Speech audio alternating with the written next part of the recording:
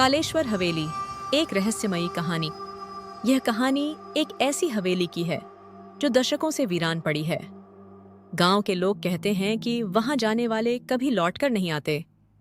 क्या वह हवेली सचमुच भूतिया है या इसके पीछे कोई गहरा रहस्य छिपा है?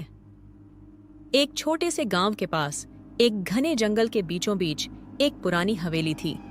इस हवेली को कालेश्वर हवेली के नाम से जाना जाता था। गांव के बुजुर्गों का कहना था कि वहां एक अमीर जमींदार अपनी पत्नी और बेटी के साथ रहता था, लेकिन एक रात उनकी मौत हो गई और तब से वहां अजीब घटनाएं होने लगीं। गांव में एक युवक अर्जुन, जो इन बातों को अंधविश्वास मानता था, ने ठान लिया कि वह इस हवेली में रात बिताएगा और सबको सच्चाई बताएगा। अर्जुन अपने दोस्त विकास के साथ रात के समय हवेली पहुंचा। हवेली के अंदर दाखिल होते ही अर्जुन और विकास को ठंडी हवा का झोंका महसूस हुआ। दीवारों पर अजीब अजीब चित्र बने थे। एक बड़ा झूमर, जो कई सालों से नहीं जला था, अचानक झूलने लगा।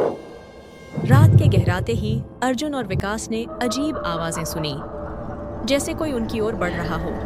एक परछाई, जो बिल्कुल इंसानी दिखती थी, तेजी से उनके पास आई और गायब हो गई।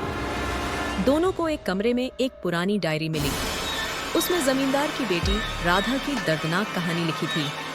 राधा को उसके पिता के दुश्मनों ने मार डाला था और तभी से उसकी आत्मा हवेली में भटक रही थी। डायरी पढ़ने के बाद अर्जुन और विकास को लगा कि उन्हें राधा की आत्मा की मदद करनी चाहिए। तभी राधा की आत्मा प्रकट हुई। वह सफेद साड़ी में थी और उसके लंबे बाल उसके चेहरे को ढक रहे थे। अर्जुन ने राधा की आत्मा की सच्चाई गांव वालों को बताई। गांव वालों ने मिलकर हवेली को तोड़ने का फैसला लिया। जैसे ही हवेली को तोड़ा गया, राधा की आत्मा को शांति मिल गई।